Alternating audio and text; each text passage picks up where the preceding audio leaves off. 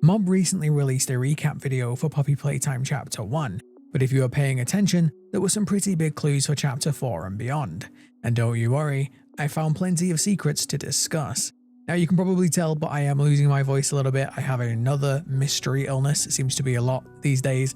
However, this was a really interesting video and I found some things that I really want to talk about. So please bear with me while I struggle through this one. The video begins with a confirmation that the game does indeed take place in 2005, something we worked out from the date of the Hour of Joy, but now we do have an official confirmation.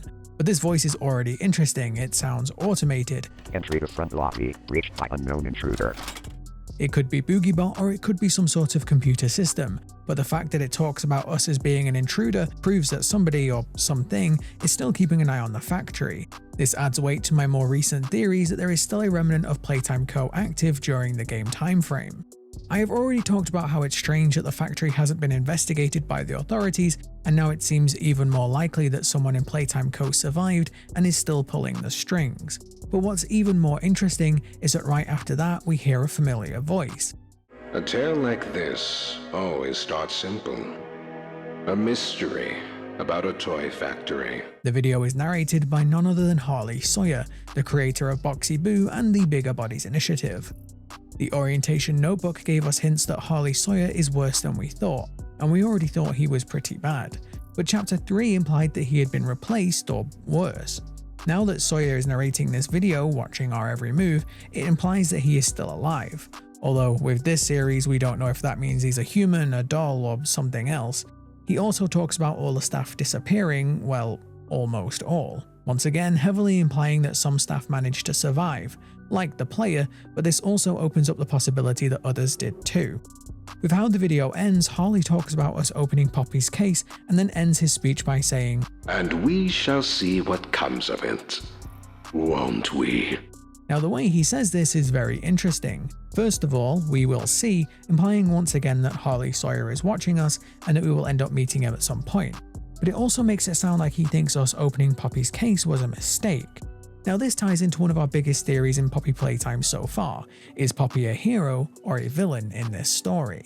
I've talked about this many times now, but I absolutely don't trust Poppy. She seems cute and innocent, but we had those warnings about her all the way back in Chapter 1. And in Chapter 2, we heard a darker side to her as she betrayed us and stopped us from escaping. Even before that, the trailers for Chapter 1 implied that Poppy is much darker than she seems. But now this becomes even more complicated. From what we've heard of Harley Sawyer, he definitely seems to be a villain. It's heavily implied that he was the one who set Boxy Boo loose on Rowan Stoll.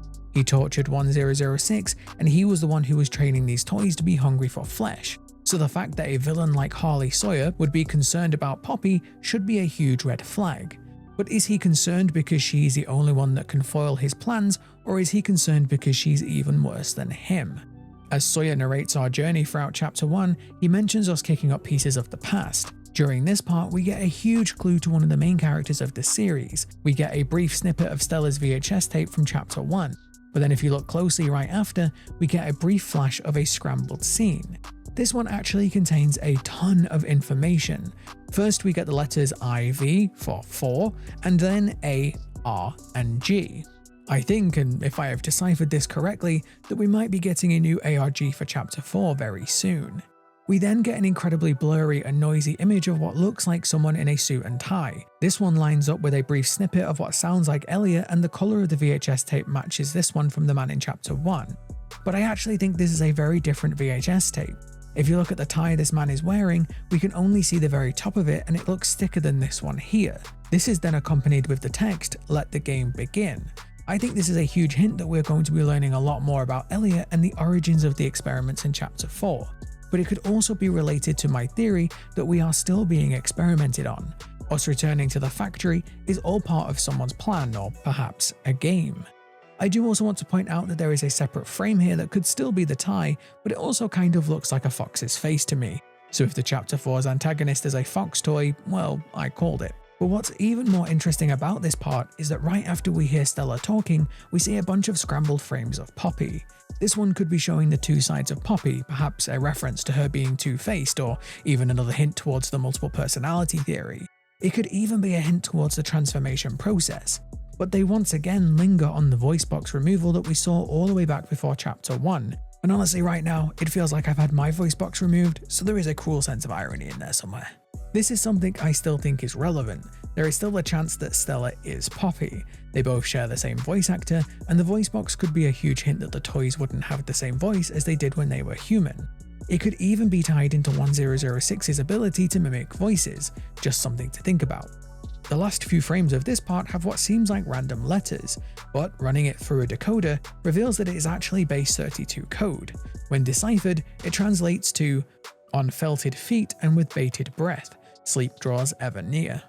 Now the sleep part is pretty obvious. Sleep has been a recurring theme since chapter 1, but the first part, "on felted feet and with bated breath," is a little more interesting. Felted feet obviously refers to the toys, felt being a standard toy covering. But I can't help but wonder if this is yet another reference to Huggy Wuggy.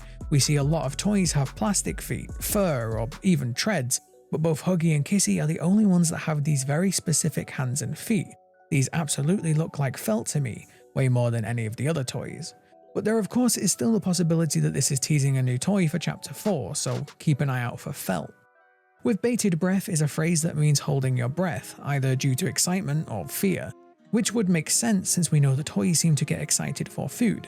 But knowing Playtime Co., holding your breath could be a reference to other things like the red smoke. Finally, the last interesting thing in this segment are the voices. We hear a brief snippet of what sounds like Elliot saying Poppy, but if you listen closely you can hear this voice. Now it's really hard to make out what they are saying, but it sounds like a voice similar to Poppy, but I cannot quite shake the feeling that it is slightly different. Perhaps a new character we haven't met yet, perhaps related to Ollie. Played backwards, it does sound a little like someone asking, "Really?" But that could just be a coincidence. Then Sawyer talks about our encounter with Huggy. He talks about how the ventilation shafts have always been a maze, almost like he knew someone or something likes to use them to travel around the factory. But when he talks about how we escaped, notice the words he uses. Eventually, they made their way into an open warehouse, narrowly avoiding a collapsing catwalk that sent our dear Huggy plummeting into the depths below. He specifically doesn't say that we killed Huggy or even stopped him. He says that we sent him plummeting to the depths below. I really do think this line has been left vague like this for a reason. Then the video rounds out with the remark about how we will see what comes of opening Poppy's case. Once again, a huge hint that we are going to see Dr. Sawyer sometime in the future.